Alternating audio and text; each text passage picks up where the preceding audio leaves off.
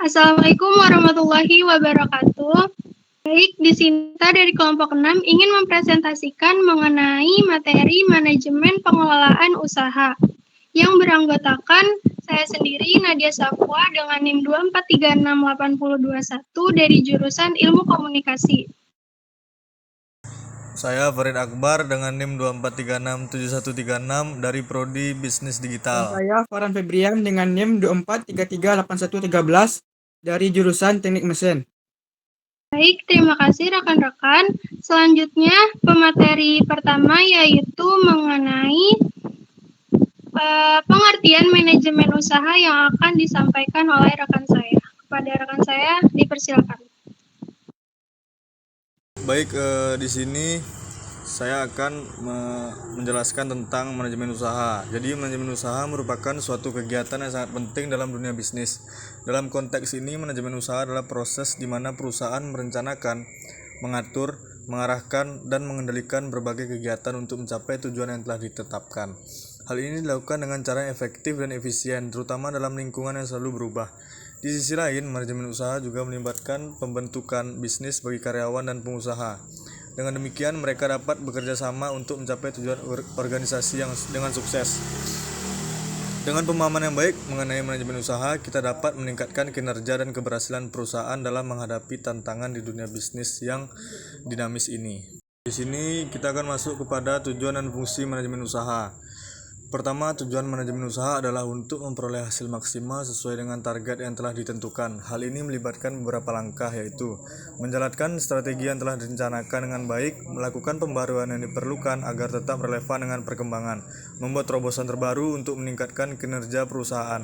Dengan mengintegrasikan semua elemen ini, manajemen usaha dapat berkontribusi secara signifikan terhadap keberhasilan dan daya saing perusahaan. Selanjutnya, saya akan membahas fungsi manajemen usaha. Fungsi manajemen usaha terdiri dari beberapa aspek penting yang saling terkait, antara lain ada perencanaan, yaitu langkah awal yang krusial di mana manajemen merumuskan tujuan dan strategi untuk mencapai sasaran bisnis. Yang kedua ada pengorganisasian. Setelah perencanaan, langkah berikutnya adalah mengatur sumber daya yang ada, baik itu manusia, material, maupun finansial, agar dapat bekerja secara efektif. Yang ketiga ada pengarahan. Dalam fase ini, manajemen memberikan petunjuk dan motivasi kepada tim untuk memastikan bahwa semua orang berada pada jalur yang benar menuju tujuan yang telah ditetapkan. Dan yang keempat ada pengendalian. Di sini termasuk memonitor kinerja dan melakukan penyesuaian yang diperlukan untuk tetap berada di jalur yang tepat. Dan yang terakhir ada evaluasi. Fungsi ini melibatkan penilaian terhadap hasil dari semua kegiatan yang telah dilaksanakan untuk memahami sejauh mana tujuan itu telah tercapai dan merumuskan langkah perbaikan di masa mendatang. Dengan mengintegrasikan semua fungsi ini, manajemen usaha dapat memastikan bahwa organisasi berjalan dengan efisien dan efektif. Baiklah, saya kembalikan kepada moderator. Terima kasih Farid atas penjelasan mengenai materi yang telah disampaikan. Selanjutnya ada materi mengenai organisasi usaha yang akan dijelaskan oleh Farhan. Kepada Farhan, disilakan. Baik, materi selanjutnya yaitu organisasi usaha. Apakah itu organisasi usaha? Organisasi usaha adalah suatu kelompok yang dibentuk oleh individu dengan tujuan menjalankan kegiatan bisnis dengan memperoleh keuntungan bersama. Organisasi usaha memiliki tujuan dan strategi yang jelas untuk mencapai keberlanjutan dan pertumbuhan bisnisnya, serta seringkali melibatkan berbagai pihak seperti pemilik, karyawan, pelanggan, dan mitra bisnis. Adapun tujuan dari organisasi usaha ini, yang pertama yaitu untuk mendapatkan keuntungan, yang dimana keuntungan ini bisa digunakan untuk mengembangkan bisnis, meningkatkan kesejahteraan karyawan, atau diinvestasikan kembali. Yang kedua, tujuannya yaitu untuk menciptakan lapangan pekerjaan, yang dimana dengan berkembangnya usaha akan semakin banyak tenaga kerja yang dibutuhkan, sehingga bisa mengurangi angka pengangguran.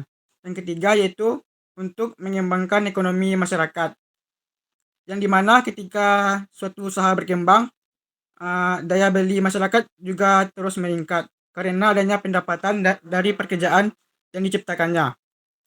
Yang keempat yaitu untuk memberikan produk atau layanan yang dibutuhkan pasar, yang dimana setiap organisasi usaha harus menyediakan barang atau jasa yang sesuai dengan kebutuhan dan keinginan konsumen. Yang kelima, yaitu meningkatkan kesejahteraan anggota atau pemilik, yang dimana keuntungan yang diperoleh dari usaha bisa digunakan untuk meningkatkan taraf hidup serta pemilik usaha dan karyawannya. Yang selanjutnya yaitu organisasi usaha.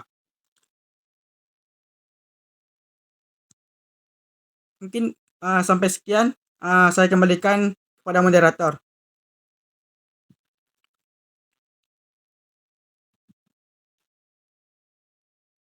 Next, Kak. Baikkan materinya. Selanjutnya saya akan menjelaskan mengenai apa sih itu legislatif usaha. Legislatif usaha ini merupakan status hukum dari organisasi usaha yang menjamin bahwa kegiatan bisnis yang dilakukan ini sesuai dengan peraturan dan perundang-undangan yang berlaku. Nah, legislatif ini itu mencakup izin-izin, pendaftaran, dan dokumen hukum yang diperlukan agar usaha dapat beroperasi secara sah. Selanjutnya ada pentingnya aspek hukum. Nah, kenapa sih aspek hukum ini penting?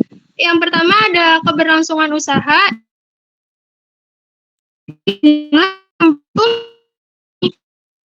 Risiko penumpang yang mendadak. Kedua, ada kepercayaan pelanggan, di mana usaha yang mempunyai izin resmi lebih dipercaya oleh pelanggan. Ketiga, ada perlindungan hukum, di mana memberikan dasar hukum yang kuat bagi pemilik usaha terhadap potensi sengketa. Terakhir, ada akses kebiayaan. Banyaknya investor yang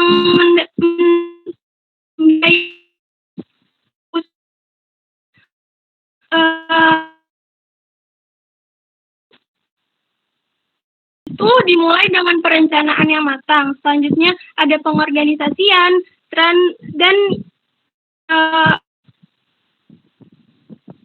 waktu yang efisien, motivasi yang pengarahan tim, serta pengawasan dan evaluasi. Pembuatan perencanaan yang jelas dan pengelolaan sumber daya yang terencana dengan baik akan meningkatkan peluang sukses pada proses bisnis. Baik, itu saja presentasi dari kelompok kami. Kurang lebihnya mohon maaf. Wassalamualaikum warahmatullahi wabarakatuh. Waalaikumsalam warahmatullahi wabarakatuh.